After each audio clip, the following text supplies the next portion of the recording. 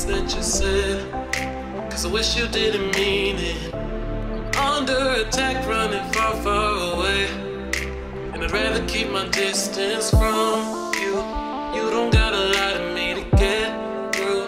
Push and pull me off into the deep end. Let's pretend that nothing ever happened on that night.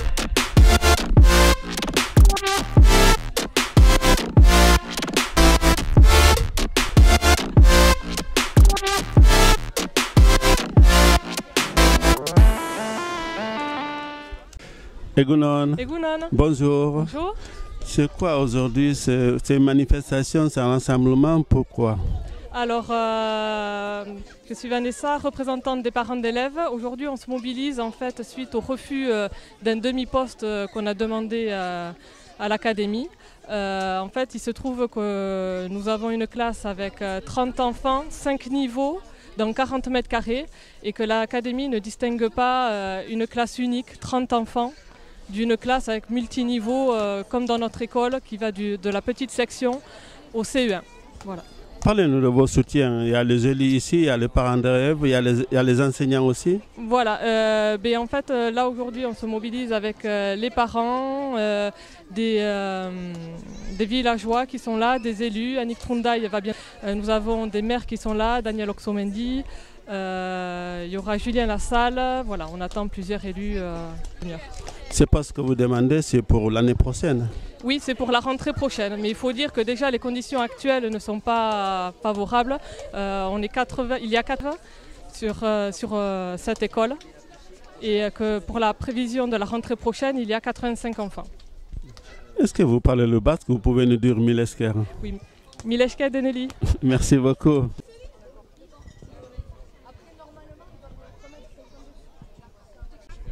Bonjour. Bonjour. Comment vous appelez? Alors je m'appelle Joseph Ruspil, voilà, et je suis donc le prêtre du lieu. Voilà. C'est quoi ces mobilisations? Vous venez soutenir les enseignants et les parents d'élèves ici pour un demi-poste de quoi? Pour avoir une poste pour l'année prochaine. Voilà, oui, effectivement, je tenais à être présent. Ça me paraissait important d'être là au coude à coude avec toutes ces personnes dans cette lutte tout à fait juste qu'ils mènent. Voilà. Est-ce que vous avez prière aujourd'hui? Eh bien oui, c'est vrai, j'y ai pensé dans la prière aussi, parce que une fois de plus, il est important que la parole de ses parents soit entendue et prise en compte, voilà, par les responsables. Merci beaucoup.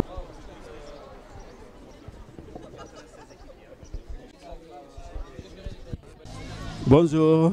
Bonjour. Egunon. Egunon. C'est quoi ces manifestations? Vous venez soutenir les enseignants et les parents d'élèves. Parlez-nous de ces manifestations. Oui, c'est important pour moi d'être là. Je l'ai déjà eu fait quand d'autres postes étaient menacés dans d'autres secteurs de notre Pays basque intérieur. Et là, à l'Arcevo, c'était aussi très important parce qu'en fait, j'ai déjà dit et je le redirai que pour garder la qualité de vie à l'intérieur de notre milieu rural, il faut absolument que les écoles restent vivantes, elles soient bien encadrées avec un personnel de qualité et en nombre suffisant. On sait qu'en ce moment, c'est partout ici au Pays basque. Qu'est-ce qu'il faut faire? Je sais que vous allez vous présenter pour être député. Pour l'année prochaine, ça commence déjà dimanche. Et est-ce qu'on peut compter sur vous? Qu'est-ce qu'on peut faire? Ce qu'on peut faire, c'est vraiment réussir à convaincre au plus haut niveau qu'il faut qu'il y ait des règles différentes de calcul entre les classes de ruralité et les classes urbaines. On n'est pas du tout dans la même réalité, on ne peut pas être dans une logique comptable ici, et l'enseignement qualitatif, il suppose qu'il y ait un nombre suffisant d'enseignants autour d'un groupe d'élèves. Ici, on est dans une classe à multiniveau. Il y a déjà plus de 85 enfants sur 5 niveaux dans une même classe. il est très très important de maintenir ce poste, ce demi-poste qui a été demandé. Il a été refusé. Je veux croire qu'on peut encore discuter et négocier et faire changer d'avis. À l'époque où on est en train de dédoubler les classes de CP dans des secteurs dits en vulnérabilité, moi je veux bien qu'on considère à ce moment-là la ruralité comme une vulnérabilité pour pouvoir y mettre la même qualité par rapport à là où on dédouble les classes. Vous pensez que si on se mobilise, c'est possible d'avoir une demi-poste pour l'année prochaine? En tout cas, c'est absolument nécessaire de le faire et moi je me battrai évidemment pour arriver à ce qu'on puisse maintenir, avoir une réponse positive sur cette demande de demi-poste pour que les postes qui soient en bilingue soient maintenus, les postes en basque et les postes en français, et qu'il n'y ait pas de transfert de l'un à l'autre qui empêcherait de maintenir cette qualité d'enseignement qui est déjà existante jusque-là et qu'il serait dommage de perdre. Je voulais vous remercier pour votre disponibilité et votre gentillesse. Merci beaucoup. C'est moi qui vous remercie. Pouvez nous dire milesker ou quelques mots en basque? Milesker deneri eta komita hori nentzat biziki kontendizuna ditia eta behar dut borroka hori sustengatu bistanda eta espero dut arribatuko giela gauza horien onartzen. Milesker, merci Milesker beaucoup. zuri. Bonjour. Egunon, bonjour. Comment vous appelez? Daniel Olsomendi, donc je suis le maire de la commune d'Ostabat, une des 8 communes de la vallée d'Ostibaré. Aujourd'hui, vous venez soutenir les enseignants et le parent d'élèves pour ce demi-poste pour l'année prochaine. Oui, bien sûr. Donc c'est l'école publique d'Ostibaré, de la vallée d'Ostibaré, et vous savez combien c'est important d'avoir des écoles. L'enseignement, la formation, comment elle est importante. On a la chance d'avoir une Ikastola, un collège chez HK et également une école publique d'Ostibaré bilingue. Et aujourd'hui, on a également la chance d'avoir davantage d'élèves. Et lorsque vous avez davantage d'élèves, vous imaginez que les classes sont mathématiquement surchargées et que mathématiquement, il faut des moyens supplémentaires pour pouvoir accueillir dans de bonnes conditions ces élèves. Et aujourd'hui, l'inspection nationale, l'inspection académique, de manière générale, je dirais l'éducation nationale, n'a qu'une logique comptable des choses. C'est-à-dire que pour eux, 30 élèves qui sont avec un seul enseignant faisant 5 niveaux, c'est la même chose que 30 élèves avec un seul enseignant qui fait un seul niveau.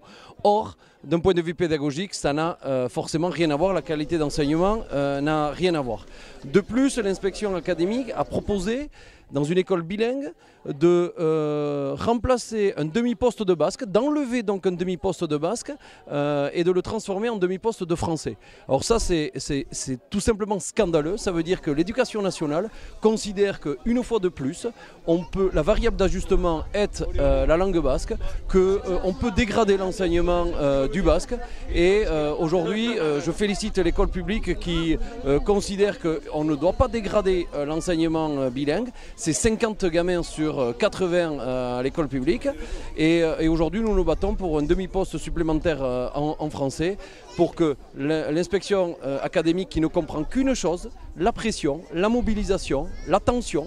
Et donc, nous, comme les autres, si nous voulons que ce territoire puisse continuer à vivre, nous devons nous mobiliser et nous nous mobiliserons jusqu'à la rentrée et plus si besoin. Si vous venez de quelques mots en basque pour finir. Bai behaz, hemen sustengu osoa ekartzen dugu, hauzapez gisa, Ostibarreko hautetxe gisa, ekartzen dugu gure sustengu osoa, zen eta badakigu ze importantzia den hezkuntza lurralde batean, eskolak idekik atxikitzia, eskolak emendatzia, eta hor kopuru emendatzen da, eta hor ahalak ez dira mugitzen. Erren abita inspekzio akademia, behaz hezkuntzen nazionala, orokorki har, ez dute ahal gehiago emaiten, naiz eta hor kopuru gehiago. Eta pixo, proposatzen dute kentzia postu erdi bat euskarari emaiteko frantsesari. Behaz proposatzen dute euskara ono aldi bat gehiago zango pilatzea eta hor ez gira batere ados.